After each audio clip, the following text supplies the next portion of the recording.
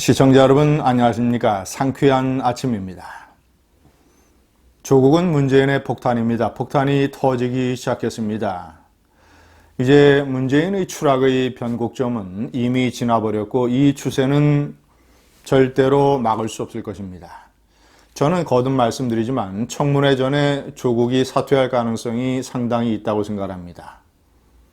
청문회를 한다고 해도 법무장관으로 임명하는 일은 이제 불가능하게 됐습니다. 왜냐? 이런 대대적인 수사를 받는 피의자가, 형사 피의자가 그 검사들을 지휘하는 법무부 장관에 갈 수가 없기 때문입니다. 아무리 막가파 정권이라 하더라도 이것은 불가능할 겁니다. 왜냐? 만약에 그런 일을 저질렀다가는 9월 들어서는 전국의 대학교들이 개강을 하게 됩니다. 학생들이 전부 캠퍼스에 돌아옵니다. 그러면 촛불 집회는 더할 수 없이 거세질 것이고, 그리고 9월 중순에는 추석 연휴가 있습니다. 만약에 법무장관으로 임명을 하면 추석 밥상에서 문재인 성토 대회가 열릴 것입니다. 그러면 조국이 법무장관으로 그대로 앉아있는 채로 4월 총선을 치러야 되고, 그러면 민심의 역풍이 투표장을 뒤집어 놓을 것입니다. 시청자 여러분, 검찰의 생리상 이런 식으로 20여 곳의 압수수색을 했는데 대대적인 수사를 진행을 하는 것은 일단 이 사안의 중대성과 또는 어떤 이 검찰이 전문적인 시각으로 봤을 때 형사 피의자로서의 불법성, 혐의성, 이것이 어느 정도 상당 부분 드러났다고 판단이 되기 때문에 이런 수사 착수가 가능한 겁니다. 거꾸로 얘기하자면 이런 수사를 착수하게 된다면 검찰은 적어도 많은 국민들이 생각하는 기대치가 만약에 100이라고 한다면 제가 판단할 때는 적어도 검찰은 70%가 넘는 결과물을 내놓을 것입니다. 내놔야 한다가 아니라 내놓을 것입니다. 벌써 그런 판단이 있었기 때문에 이런 식의 압수수색과 수사가 가능한 것이고, 그래서 예를 들자면 제기되고 있는 조국에 대해 제기되고 있는 주요한 혐의 4-5가지에 대해서 아마 개별적으로 전부 다 수사 결과를 발표할 겁니다. 이것은 증거 자료가 어떻고 이것이 어떠한 관련 증거가 남아있느냐 없느냐, 아니면 관련자들의 증언을 통해서 이것의 사실관계는 어떻다라는 것을 전부 다 발표를 할 겁니다. 그 결과에 따라서 사법 처리가 될 사람들, 그러니까 기소가 될 사람들은 기소가 되고 그렇지 않은 사람들은 어쨌거나 그 결과물에 이름을 올리게 되는 것이죠. 검찰 수사라고 하는 것은 국회 청문회하고는 강도가 다릅니다.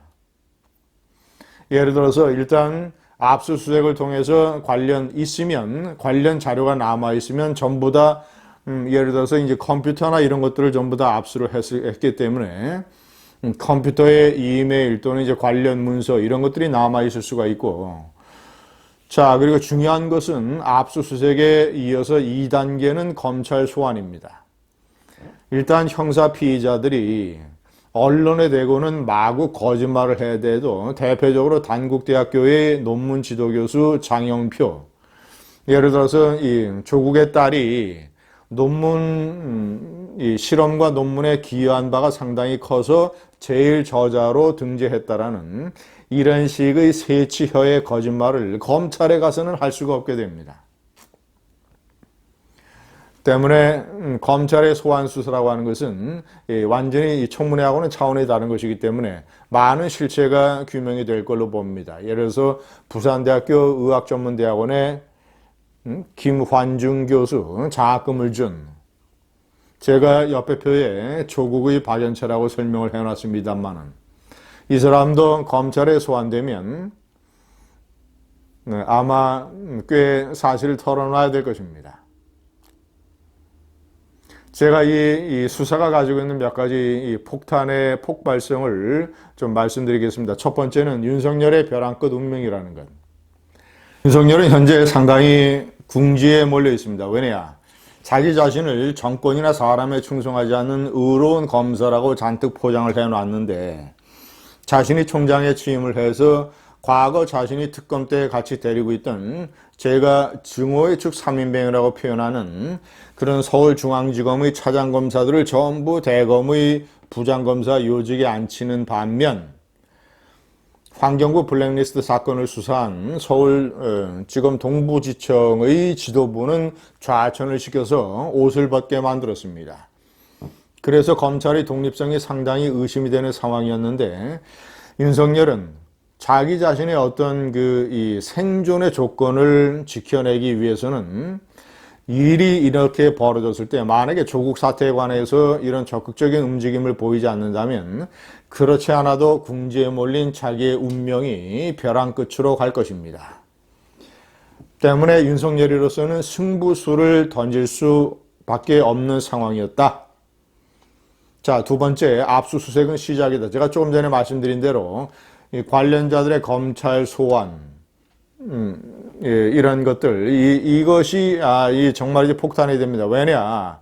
이 사람들이 결국은 검찰에 가서 모든 것을 부를 수밖에 없기 때문에. 세 번째는, 자, 지금 점점 드러나고 있습니다. 조국의 박연차라고 제가 부르는 노환중, 부산대학교 의학전문대학원에 조국의 딸에게 장학금을 준 이 사람도 언론에 대고는 새치혀로 거짓말을 해댔습니다.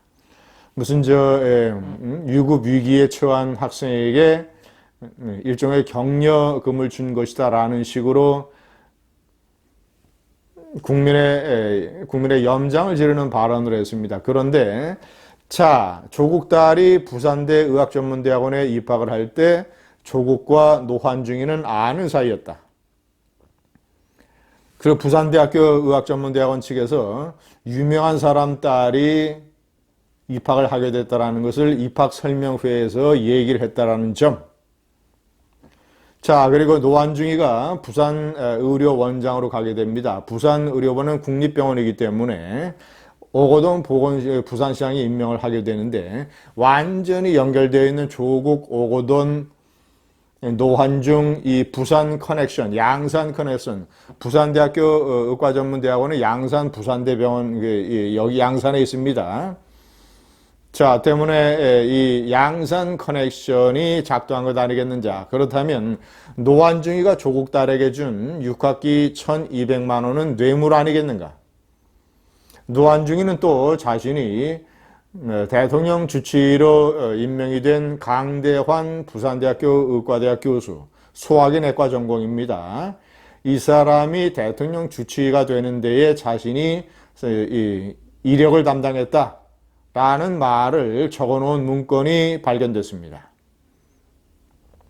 조국의 박연차, 노환중, 이 양산 커넥션을 검찰이 파고들면 조국 딸의 장학금 사건의 전모가 나타나게 되고 조국이 이 사람의 부산대 의료원, 부산 의료원장 임명에 관여를 했는가 안 했는가. 자, 그리고 또 이 노환중이가 조국에게 얘기를 해서 강대환 대통령 주치의가 되는 데에 어떤 모종의 로비가 있지 않았는가. 이런 점들이 규명이 될 수 있습니다. 자, 네 번째, 구체적으로 조국이 법망에 걸려드는 구체적인 형사 피의자가 될 수 있는 가능성도 점점점 구체화되고 있습니다. 몇 가지 가능성이 있습니다. 첫째는 저 엄청난 규모의 사모펀드, 묻지마 펀드. 그 묻지마 펀드에 의해서 이상한 일이 벌어지고 있습니다. 공식적인 대표, 그리고 실제 소유주로 알려진 조국의 오촌 조카.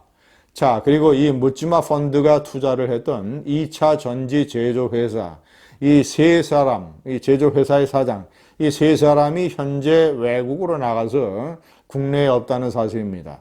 청문회를 앞두고 이 사람들이 왜 외국에 나갔을까요?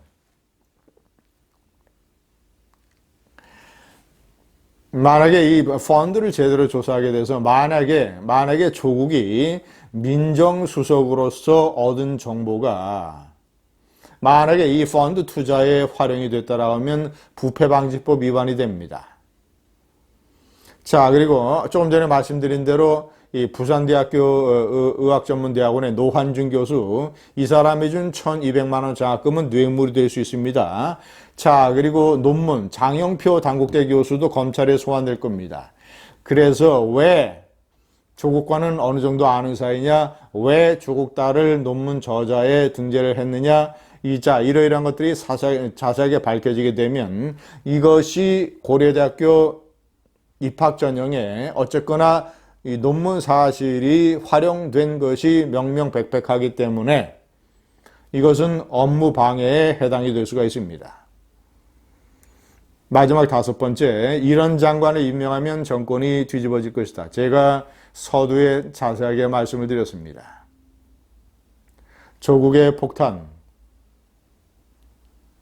문재인 정권의 심장을 터뜨릴지 모릅니다.